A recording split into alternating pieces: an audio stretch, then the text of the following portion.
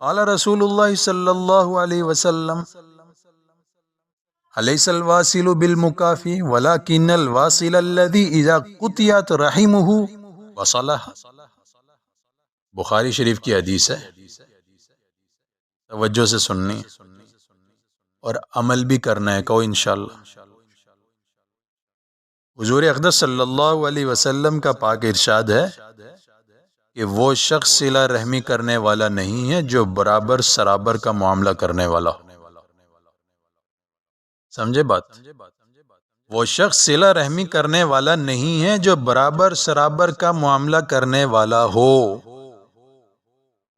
صلہ رحمی کرنے والا تو وہ ہے جو دوسرے کے توڑنے پر صلہ رحمی کرے، جو دوسرے کے توڑنے پر صلہ رحمی کرے۔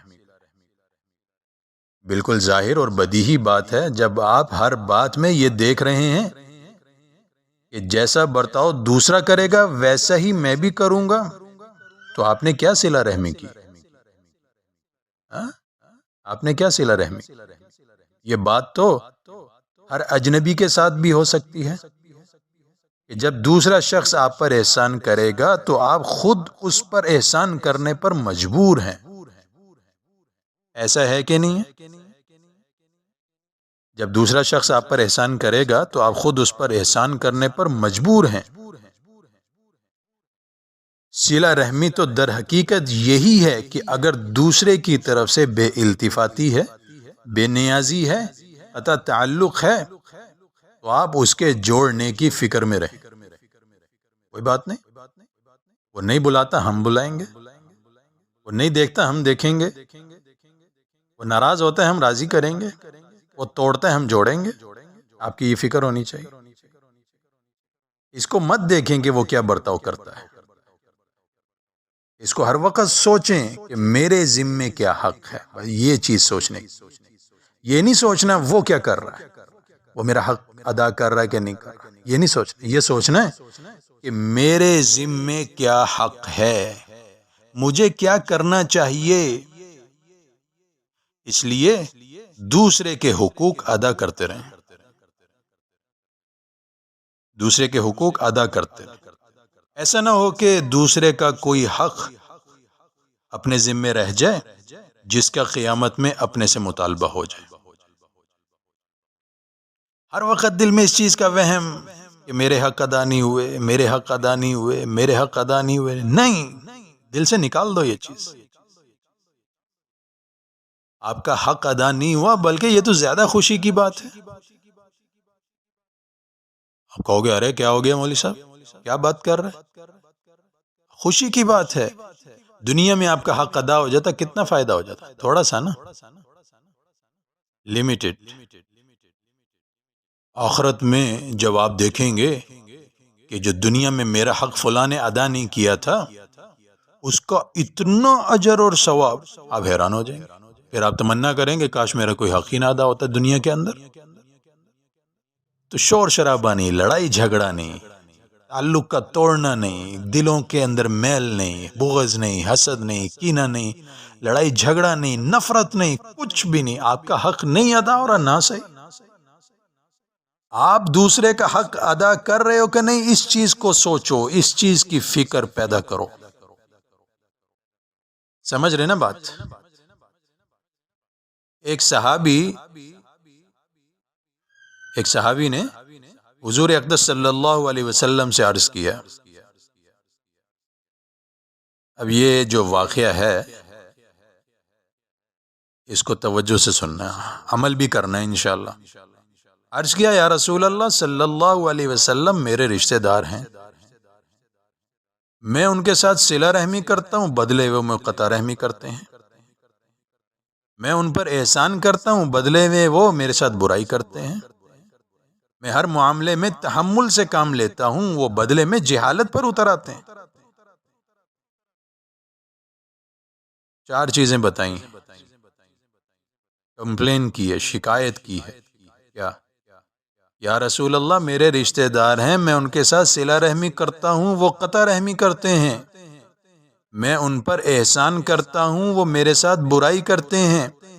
میں ہر معاملے میں تحمل سے کام لیتا ہوں، وہ جہالت پر اترے رہتے ہیں۔ تین چیزیں۔ حضور صلی اللہ علیہ وسلم نے ارشاد فرمایا کہ اگر یہ سب کچھ صحیح ہے جو تم کہہ رہے ہو، اگر یہ سب کچھ صحیح ہے تو تم ان کے منہ میں خاک ڈال رہے ہو، یعنی وہ اپنے عمل کی وجہ سے، اپنی کرتوت کی وجہ سے ایک دن ذلیل ہو جائیں گے،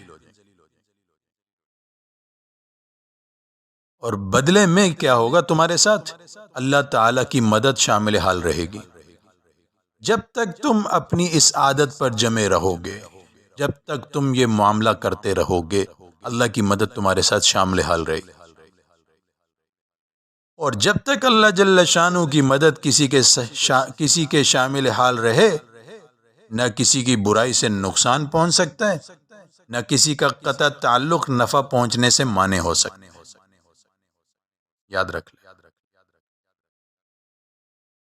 جب تک اللہ جل شانہ کی مدد کسی کے ساتھ شامل حال رہے گی، کسی کی برائی سے نقصان نہیں پہنچ سکتا، کسی کے تعلق کے توڑ دینے سے نفع جو پہنچنا ہے مانے نہیں ہے، ہو ہی نہیں سکتا۔ یہ کھلی ہوئی حقیقت ہے میرے بھائی، اللہ تعالی شانو کسی کا مددگار ہو جائے تو اس کو کب کسی دوسرے کی مدد کی کوئی احتیاج باقی نہیں رہتی، کسی کا وہ محتاج نہیں ہوتا۔ ساری دنیا اس کی مجبوراً مددگار بن جاتی ہے،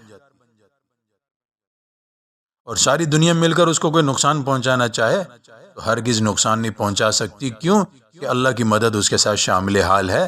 یہ صلہ رحمی کی وجہ سے، صلہ رحمی والے معاملہ کرنے کی وجہ سے۔ ایک حدیث میں ہے، حضور اقدس صلی اللہ علیہ وسلم کا ارشاد ہے، آپ نے فرمایا مجھے میرے رب نے 9 باتوں کا حکم فرمایا۔ حضور صلی اللہ علیہ وسلم آخری نبی ہیں، ہم ان کی امت ہیں، تو ختم نبوت کے صدقے وہ جو ارشادات ہیں، جو حکم ہے اللہ کا، وہ ہمارے لیے بھی ہے۔ نمبر 1، حق تعالی شانو کا خوف ظاہر میں بھی اور باطن میں بھی ہو، یعنی دل سے اور ظاہر سے، یا یوں کہہ لیں خلوت میں یا جلوت میں، ہر وقت، ہر حال میں، ہر آن، ہر گھڑی اللہ جل شانہ کا خوف رہے۔ اللہ دیکھ رہے ہیں، اللہ سن رہے ہیں، اللہ جانتے ہیں، اللہ شہرک سے زیادہ قریب ہے، خوف دل میں رہے۔ نمبر 2، انصاف کی بات خوشی میں بھی غصے میں بھی۔ اب اس چیز کو ذرا غور کرنا ہے کہ ہم غصے میں پاگل ہو جاتے ہیں، پتہ نہیں کیا کیا بول دیتے ہیں، اور خوشی میں بھی آپے سے باہر ہو جاتے ہیں۔ انصاف کی بات خوشی میں بھی غصے میں بھی۔ آدمی جب کسی سے خوش ہوا کرتا ہے تو اس کے سارے عیبوں پر پردہ ڈال دیتا ہے، سارے عیب چھپ جاتے ہیں، عیب بھول جاتا ہے، پھر تعریفوں کے پل باندھ دیتا ہے، جناب ایسا ہے ویسا ہے، بڑا اچھا ہے، بڑا کمال کا آدمی ہے۔ جب اسی سے ناراض ہو جائے، خفا ہو جائے، تو جھوٹے الزام تراشا کرتا ہے، گھٹیا ہے، برا ہے، نالائق ہے، یہ ہے، وہ ہے، الا ہے، ولا ہے، فلاں ہے۔ تو آپ نے فرمایا مجھے حکم ہے کہ ہر حالت میں انصاف کی بات کہوں، ہاں، خوشی میں اور غصے میں اور، نہیں، انصاف کی بات۔ نمبر 3، میانہ روی، فقر کی حالت میں بھی اور وسعت کی حالت میں بھی، یعنی نہ تنگی میں کنجوسی کروں، نہ وسعت میں اسراف کروں، یا یوں کہہ لیں فقر میں نہ جزا فضا کروں، نہ غنا میں عجب اور فخر۔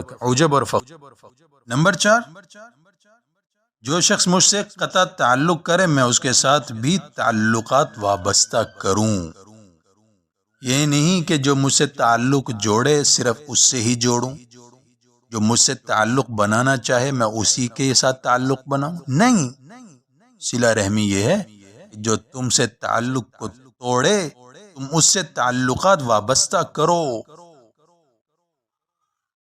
نمبر 5، جو شخص مجھے اپنی عطا سے محروم کرے میں اس کے ساتھ حسن سلوک یہ نہیں کہ جو دے اس کو سلام، جو نہ دے اللہ حافظ، جو محروم کرے میں اس کے ساتھ حسن سلوک کروں، جو شخص مجھ پر ظلم کرے نمبر 6 میں اس کو معاف کر دوں، واعف عمن ظلم، جو آپ پر ظلم کرے معاف کر دیں۔ یہ نہیں ہے کہ میں انتقام لینے کی فکر میں پڑا۔ آج جو لڑائی جھگڑے ہیں، نفرتیں ہیں، وہ انتقام کی وجہ سے، انتقام کی آگ میں جل رہے ہیں، انتقام لینے کی فکر میں پڑے ہوئے جناب، سوچو بچار، دن رات سوچو بچار، انتقام لینا ہے۔ ارے چھوڑ دو انتقام لینا یار، معاف کرنا سیکھو، انتقام لینے کی فکر میں نہیں پڑو۔ نمبر 7 یہ کہ میرا سکوت آخرت کا یا اللہ تعالیٰ کی آیات کا فکر ہو بس۔ نمبر 8 میری گویائی اللہ تعالیٰ کا ذکر ہو، یعنی تسبیح وغیرہ اللہ کا ذکر یا اللہ کے احکام کا بیان کرنا بس۔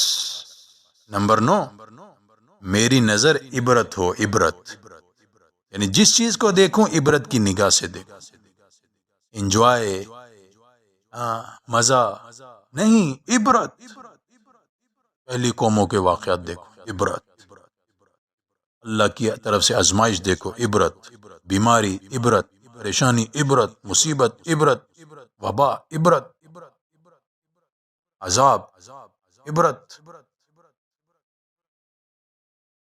اور میں نیک کام کا حکم کرتا رہوں۔ ایک حدیث میں حضور صلی اللہ علیہ وسلم کا ارشاد وارد ہوا، جو شخص یہ پسند کرے کہ قیامت میں اس کو بلند مکانات ملیں، اس کو اونچے درجے ملیں، ہر آدمی کی خواہش ہے نا کہ بڑے بڑے مکان ہوں، محلات ہوں، درجے ہوں، مرتبے ہوں، مقام ہو، اس کو چاہیے کہ جو شخص اس پر ظلم کرے اس سے درگزر کر دیا، جو اس کو اپنی عطا سے محروم رکھے اس پر احسان کرے، اور جو شخص اس سے تعلقات توڑے اس سے تعلقات جوڑے۔ ایک حدیث میں جب یہ آیت شریفہ نازل ہوئی نا، خذ العفو وامر بالمعروف واعرض عن الجاہلین، معافی کو اختیار کرو، نیکی کا حکم کرو اور جاہلوں سے اعراض کرو، یہ آیت نازل ہوئی تو حضور صلی اللہ علیہ وسلم نے حضرت جبرائیل علیہ السلام سے اس کی تفسیر دریافت کی۔ جبرائیل علیہ السلام نے اس کی تفسیر جو ہے اس طرح بیان کی، آپ نے فرمایا کہ میں اللہ جل شانہ سے دریافت کر کے آپ کو بتاؤں گا۔ واپس تشریف لے گئے اور پھر آ کر عرض کیا، اللہ تعالیٰ کا ارشاد ہے کہ جو آپ پر ظلم کرے اس کو معاف کر دیں، جو آپ کو اپنی عطا سے محروم رکھے اس کو عطا کریں، اور جو آپ سے تعلقات توڑے اس کے ساتھ تعلقات جوڑیں۔ ایک اور حدیث میں اس واقعے کے بعد یہ بھی ہے کہ اس کے بعد حضور صلی اللہ علیہ وسلم نے لوگوں سے خطاب کر کے فرمایا، میں تم کو دنیا اور آخرت کے بہترین اخلاق بتاؤں؟ میں تم کو دنیا اور آخرت کے بہترین اخلاق بتاؤں؟ صحابہ رضی اللہ عنہم نے عرض کیا، ضرور ارشاد فرمائے۔ حضور صلی اللہ علیہ وسلم نے ارشاد فرمایا، جو تم پر ظلم کرے اس کو معاف کر دو، جو تمہیں اپنی عطا سے محروم رکھے اس کو عطا کرو، جو تم سے تعلقات توڑے اس سے صلہ رحمی کرو۔ حضرت علی کرم اللہ وجہ فرماتے ہیں کہ مجھے حضور اقدس صلی اللہ علیہ وسلم نے ارشاد فرمایا، میں تمہیں اولین اور آخرین بہترین اخلاق بتاؤں؟ میں نے عرض کیا، ضرور ارشاد فرمائیں۔ حضور صلی اللہ علیہ وسلم نے فرمایا، جو تمہیں اپنی عطا سے محروم رکھے اس کو عطا کرو، جو تم پر ظلم کرے اس کو معاف کرو، اور جو تم سے قرابت کے تعلقات توڑے اس کے ساتھ تعلقات جوڑو۔